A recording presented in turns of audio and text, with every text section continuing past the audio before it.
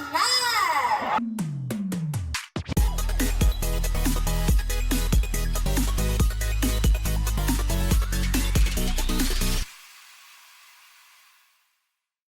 Hello and welcome back to my channel. Yesterday I went to go and see Twice in New York. It was their last US tour date for this whole world tour that they're doing, and I was so goddamn thrilled that I was able to catch them. Not only catch them, but have fantastic seats, so I thought I'd just make this quick video just giving my experience and my thoughts on the whole show and everything. I didn't record anything like going into the arena, no vlogging stuff necessarily. I'm not exactly comfortable with just filming myself in public quite yet. That might take quite a while, if ever. But I filmed a lot of this show. It was so incredible. It was exactly what I would expect from them. First of all, I arrived to the arena with plenty of time, but I'm like, hey, I remember the AT show. I got my one beer. It was great, but I needed more and I couldn't leave from that particular seat. So I'm like, all right, we're getting two. That's what we're doing.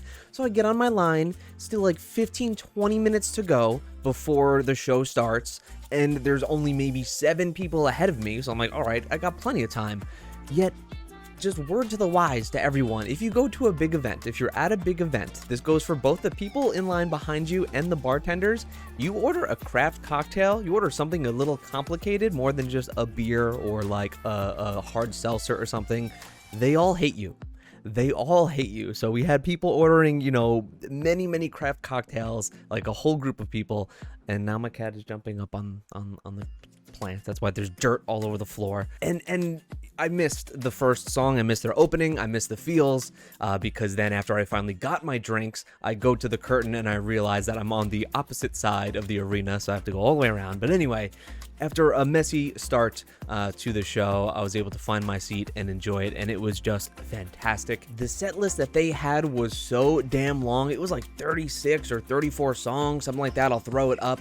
And everything from, you know, their early stuff to mostly newer stuff. I would say that they really stuck to a lot of newer things, but when it came to the encore, it was actually very long. They played 6 songs for their encore, which I don't think they did the previous night in New York, because this was a back-to-back night too. So these girls had to stay energized for a second night in a row, which I thought was just amazing from them, and they really did. They toughed it all out, and they had a long encore on top of all of that. I was really hoping that they would play Like Ooh, which they did the night before, but they did not today. The first song I was fully able to experience was Feel Special, that they played after the Feels.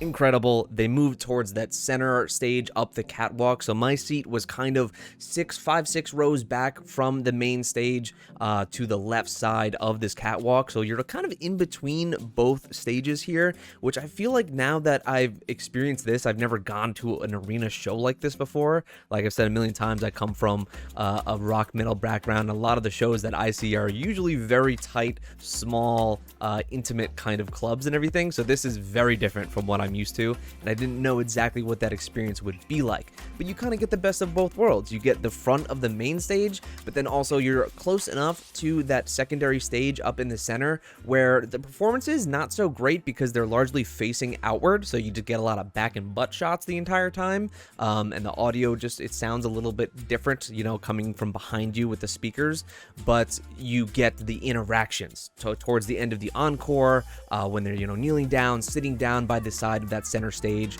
Chaeyoung was like right in front of me. Like Chaeyoung was right there.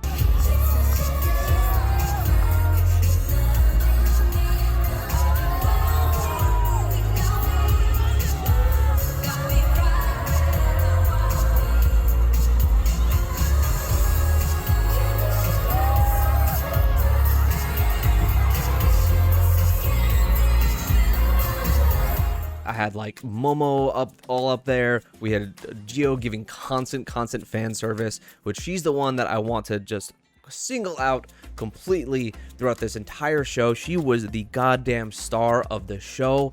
Energy 100% of the time. Looked like she was having the absolute time of her life.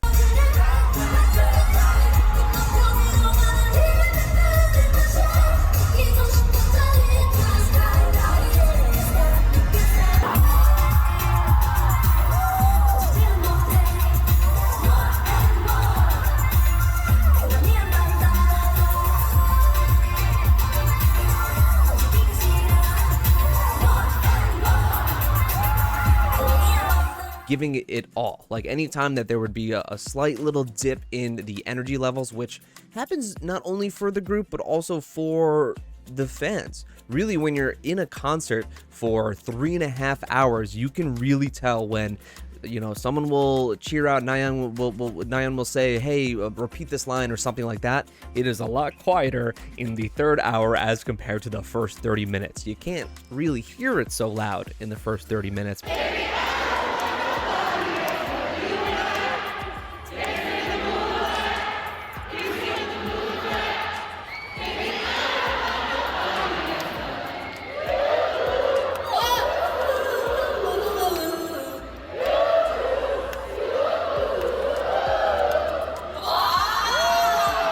But come the third hour, everyone's a little worn down. But Gio, not at all. She stayed like passionate and energized, and I loved it. And if that didn't just kind of further possibly put her up that bias list, it's really, after the show, I'd say it's her, Mina, Chaeyoung, at the top, and then Diane even there like a little bit, because she was so goofy, so silly and funny throughout this whole show, very personable, trying her best to speak in English. Yes, great, nice, perfect. And she even did the chew heart, which I got on camera. I got a lot of great shots, but that of getting her with the chew heart was just so incredible and made my night. And I got something for you.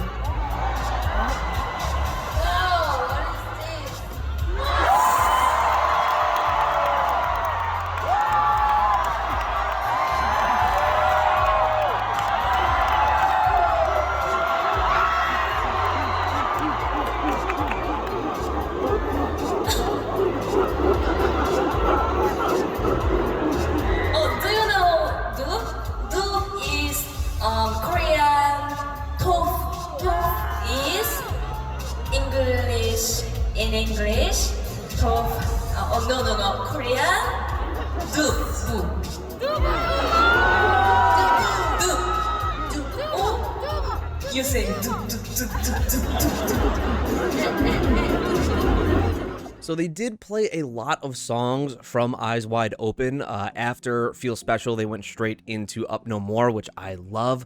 But a lot of the songs actually from Eyes Wide Open were not my favorite when I heard the album. Like they played Queen, they played Shot Clock, which those two I think were some of my least favorite on that whole album. But I was like dying for them to play Handle It or Depend on You or Say Something or Behind the Mask, and they didn't play any of those. So that was a little upsetting, but it's all right. They've got a huge discography. What are you gonna do? And not only that, but Queen and Shot Clock really hit. I'd say especially Shot Clock hit a lot harder, seeing it in a performance sense, especially because they were raised up and opened, you know, up the screen after the first intermission and came out with a whole different aesthetic, a bit more tough.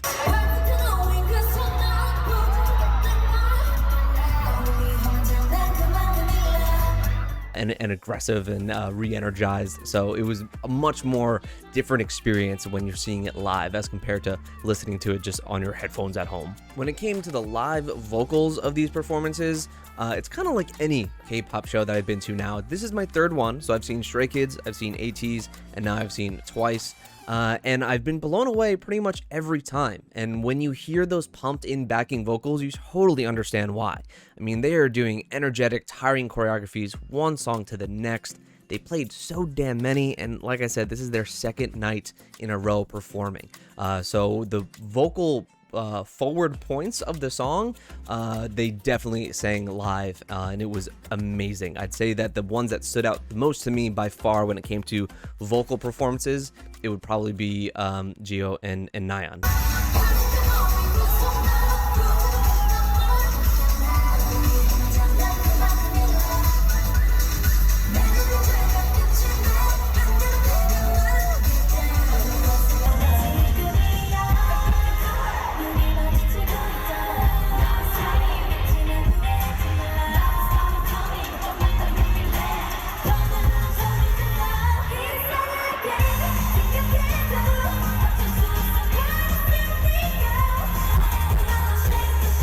They really showed off their skills here and gave it their all. There would be slight hiccups between some members of not hitting your line completely right, or it sounding slightly off, but they just went with it.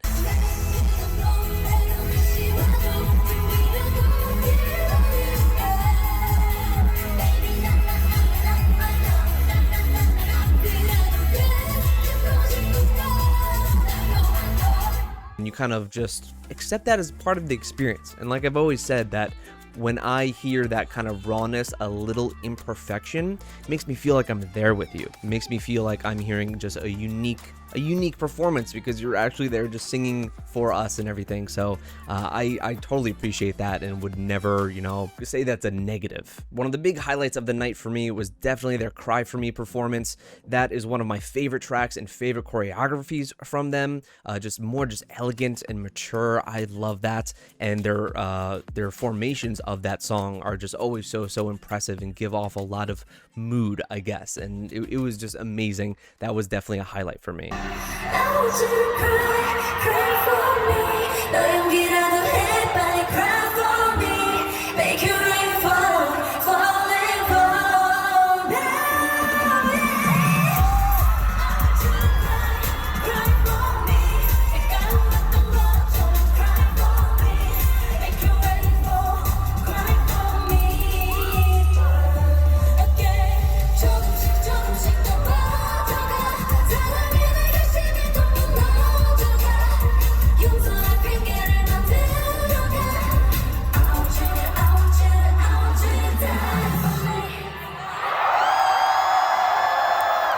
Which was then followed up by What Is Love, another highlight, just because that is not necessarily an older song. I guess you called it an older Twice song, but it is one that I loved and listened to all the time, well before I got heavily into K-pop and even into Twice, knew any of their names whatsoever.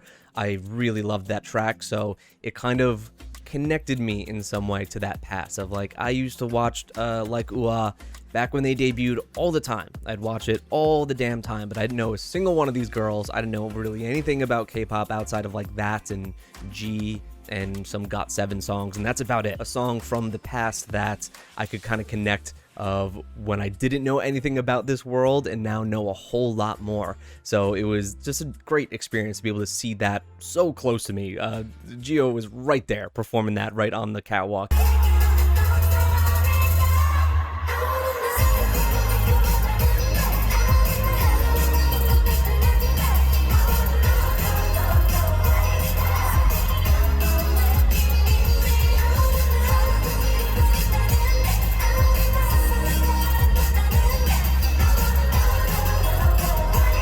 The Dance the Night Away remix was also so cool. I remember when Stray Kids did their performance of Elevator at their concert, and it was completely remixed to where you didn't get that payoff drop for a little bit, and they did the same thing. Dance the Night Away kind of started off a little slow and a little solemn in some ways, and then just got super upbeat, and it made that impact and that crash into the chorus so much catchier, and it's also one of their best, most fun upbeat choreographies. After Alcohol Free and Heart Shaker, it was on to the unit songs from their most recent album, Formula of Love. So we heard Push and Pull, which I just loved live. I thought live it was an incredible experience.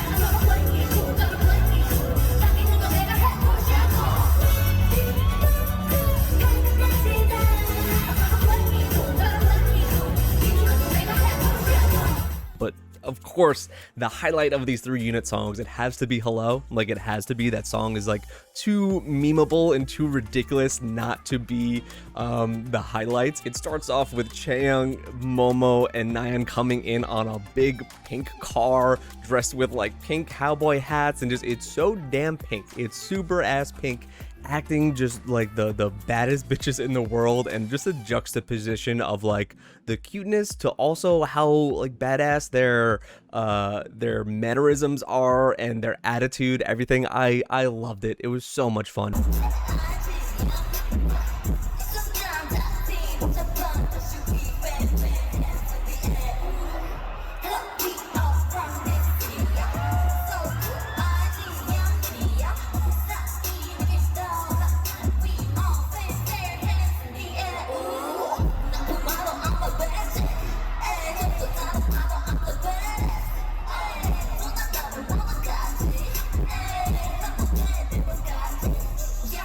Momo was deadly. Momo was so deadly. When she got off that car, everyone started fainting. It was what you expect from a Momo performance.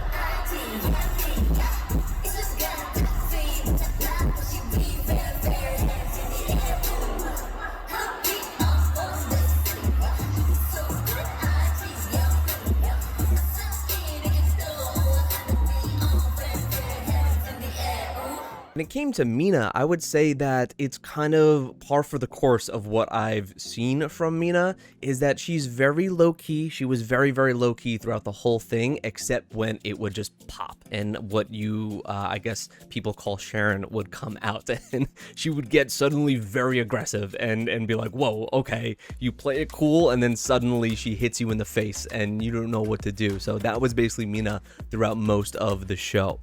So leading after the unit performances, they played Candy, where everything kind of slowed down a bit, and you kind of got to almost feel like you're interacting with them. So getting close to the stage, them doing tons of fan service, interacting with each other, just a lot of fun moments. I got one of Gio running through the confetti, and I wish I started recording earlier, because before she did it, she was about to run through the confetti and got a bunch in her mouth and had to like pull it all out.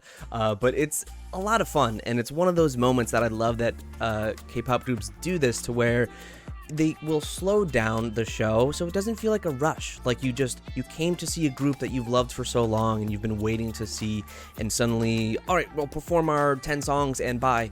No, they slow it down, and they know that you have looked forward to this for so long, and they make you feel appreciated in that way. So it feels very friendly, and you get to share that time with them. So they'll go by the stage and kind of take pictures and all that, and do their fan servicey things, and it really adds to that kind of connection you get with the group.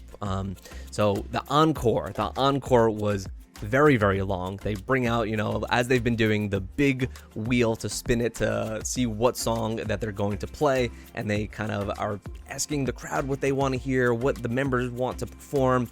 And the first one was BDZ, that was off of their Japanese album, which I had not heard at the time, so that was a total new song for me. But then Sana, of course, is like, I really want to do Rollin'. I need to do Rollin', and she forces it to land on Rollin', and the second that happened,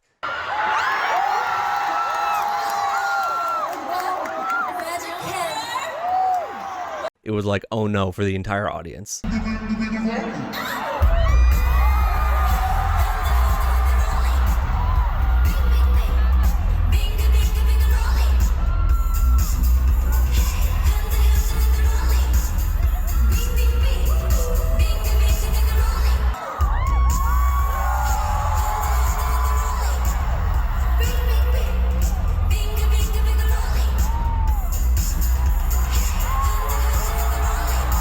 Actually, right before the encore, they had a moment where they would each get to speak, as I saw with ATEEZ and Stray Kids. They each had their own moment to say some things, and Jonghyun especially said the most of her not being able to join the members in the first leg of the tour. I think before they were in the US, she wasn't with the group, so she was very happy to be able to join the US leg of the tour and kind of show off her skills and get through it, because she's been going through some hard stuff.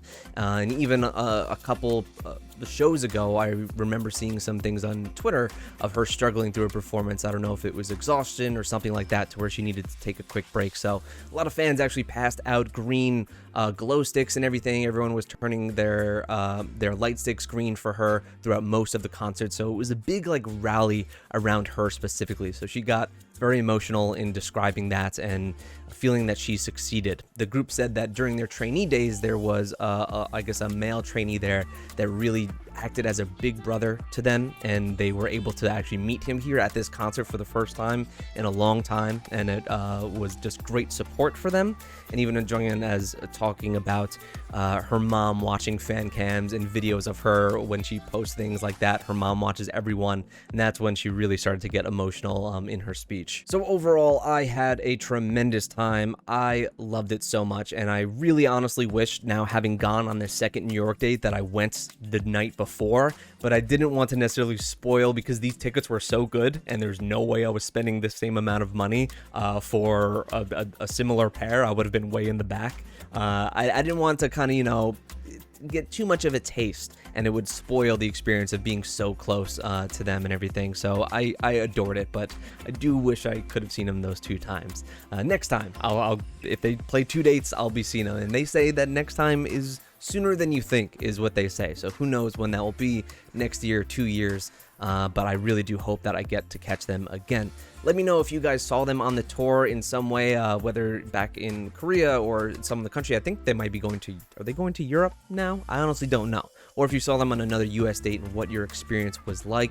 Let me know if you have any questions about the show. I love talking about it just because I went by myself as usual. This is my 3rd K-pop show and 3rd K-pop show by myself. So, but I have my little heart-shaped confetti buddy here. So, you know, I wasn't all completely alone. So yeah, thank you guys for indulging me and letting me speak about this awesome experience. I hope you got to see them as well. Thank you so much. Let me know what else you would like to see from Twice, because goddamn, I'm ready to just keep diving in. We're gonna be doing Time to Twice still. We're gonna be still working on their B-sides and everything like that. And I'd like to do maybe some fun compilations that would highlight their personalities here on YouTube. So thank you guys so much, and I'll see you next time.